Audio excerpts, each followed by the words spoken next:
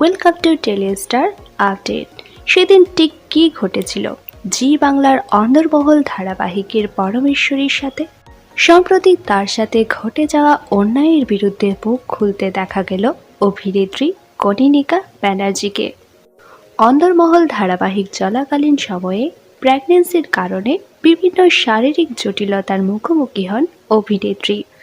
তাই তিনি ধারাবাহিক থেকে কিছুদিনের বিরতি চেয়েছিলেন, কিন্তু সেই সময় তড়িঘড়ি শেষ করে দেওয়া হয়েছিল জি বাংলার এই জনপ্রিয় ধারাবাহিকটি।